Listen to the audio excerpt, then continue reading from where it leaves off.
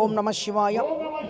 శ్రీ పానగల్లు శ్రీ శ్రీ ఛాయా సోమేశ్వర స్వామి దేవస్థానం మనకు ఈరోజు చాలా విశేషమైన రోజు.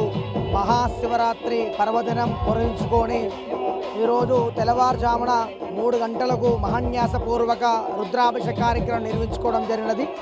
అనంతరము స్వామివారికి అలంకార దర్శనము భక్తులకు ఇవ్వడం కూడా జరుగుతున్నది. మనకు తెల్లవారుజామున 3 గంటల నుంచి రాత్రి 8 గంటల వరకు అభిషేకాలు యథావిధిగా కొనసాగడం కూడా జరుగుతుంది. మనకు 4 గంటలకు ఈరోజు తెల్లవారుజామున మనకు పుట్టమన్నుతోటి ఒక పార్థివలింగం చేసి అక్కడ ఏకవార రుద్రాభిషేక కార్యక్రమం కూడా నిర్వహించుకోవడం జరిగినది.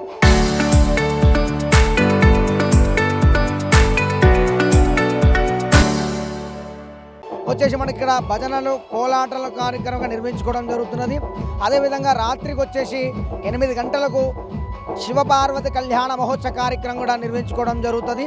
మనకు వచ్చేసిన తర్వాతకి మనకు తలంబ్రాలు, అదేవిధంగా మనకు రుద్రహోమము, మనకు లింగోద్భవ టైంలో 11:30 నుంచి 1 గంట వరకు లింగోద్భవ టైంలో అభిషేక కార్యక్రమం నిర్వహించుకోవచ్చు. మనకు ఎవరైనా జాగారు ఉన్నవారు కానీ ఇక్కడ బుర్రకథ ఏర్పాటు కూడా చేయడం జరిగినది. మనకు సోమవారం రోజు తెల్లవారుజామున 4 గంటలకు అగ్నిగుండాలు ఉండడం జరుగుతుందండి. మనకు సాయంత్రము శివపార్వతి కళ్యాణము ఇక్కడ కోనేట్లో తెప్పోత్సవ కార్యక్రమం నిర్మించుకొని సోమవారం సాయంత్రానికి ఈ ఉత్సవాలు ముగియడం కూడా జరుగుతుంది. భక్తులకు ఎటువంటి అసౌకర్యం కలగకుండా ఒక 3 లైన్ల ద్వారా, అదేవిధంగా ఎండోమెంట్ పోలీస్ శాఖ సమన్వయం చేసుకొని 1 లైను అభిషేకము, 2వ లైను విష్ణు దర్శనము, ఉచిత దర్శనం 3 లైన్ల ద్వారా ఏర్పాట్లు చేసి భక్తులకు ఎటువంటి అసౌకర్యం కలగకుండా తగిన జాగ్రత్తలు ఏర్పాట్లు చేయడం జరిగినది. అదే భక్తులకు తీర్థము, ప్రసాదము, అదే మంచినీటి సరఫరా అవన్నీ కూడా చేయడం జరిగినది.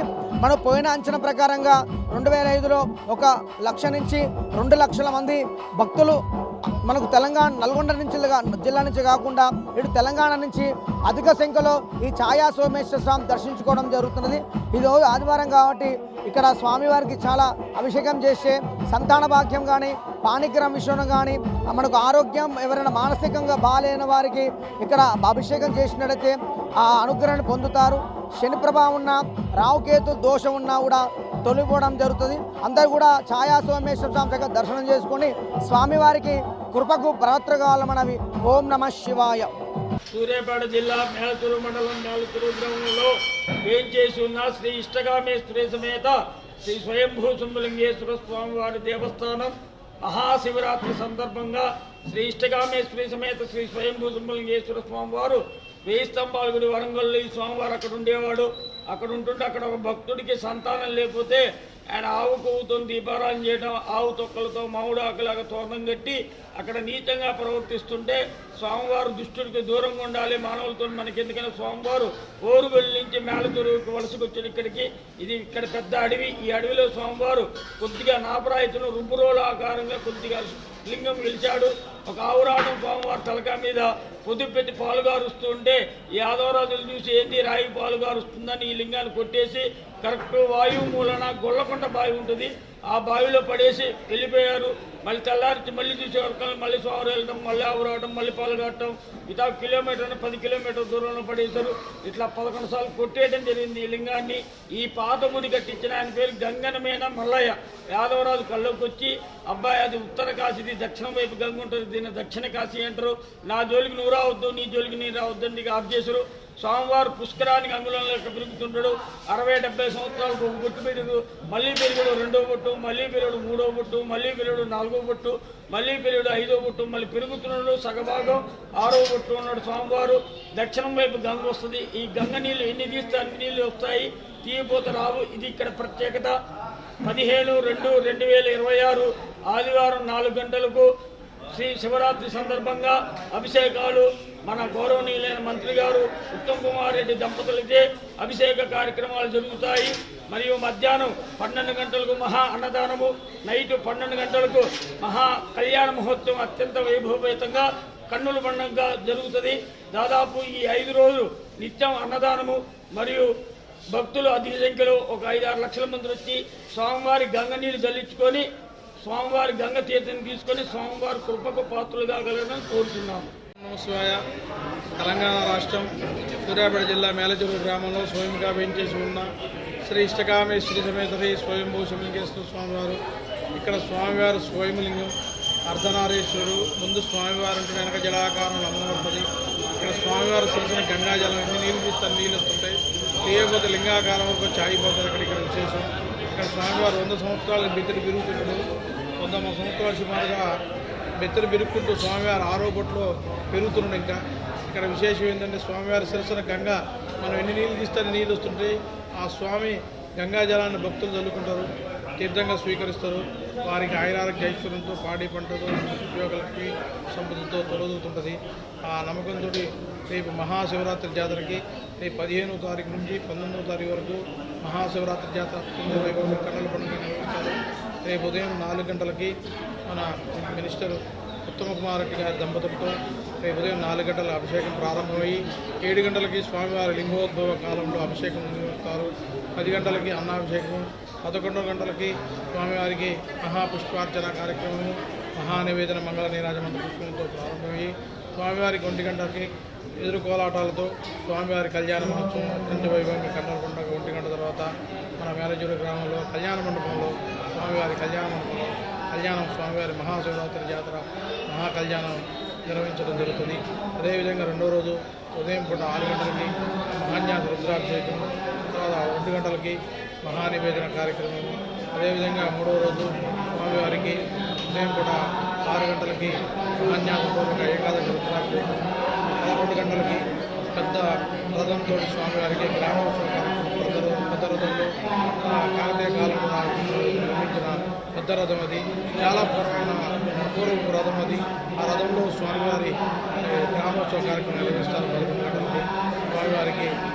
అదే 4వ రోజు ఉదయం పూట స్వామివారికి మహాన్యాసం స్వామివారికి 12 గంటలకి మహానివేదన మంగళ నీరాజనం. 5వ రోజు 19వ తారీఖు గురువారం ఉదయం స్వామివారికి మహాన్యాసపూర్వక ఏకాదశి రుద్రాభిషేకం. 11 గంటలకి స్వామివారికి మహాపూర్ణంతో ముగిపోయి స్వామివారికి త్రిశూల తీర్థంతో ముగించుకుంటుంది. రాత్రి 9 గంటలకి పబలింపు సేవా కార్యక్రమంతో స్వామివారి కార్యక్రమం అత్యంత వైభవంగా మండపంలో మహాశివరాత్రి పండగ కార్యక్రమం సమాప్తమవుతుంది. శ్రీ ఇష్టకామేశ్వరి స్వయంభూ శివలింగేశ్వర దేవస్థానంలో 15వ తారీఖు నుంచి 19వ తారీఖు వరకు మహాశివరాత్రి బ్రహ్మోత్సవాలు జరుగుతున్నాయి. ఇట్టి కార్యక్రమానికి ముఖ్య అతిథులుగా కెప్టెన్ ఉత్తమ్ కుమార్ రెడ్డి గారు, భారీ నీటిపారుదల శాఖ మరియు పౌర సరఫరా శాఖ మంత్రివర్యులు ఈ దేవస్థానానికి కోటి రూపాయలు వెచ్చేసి ఉన్నారు.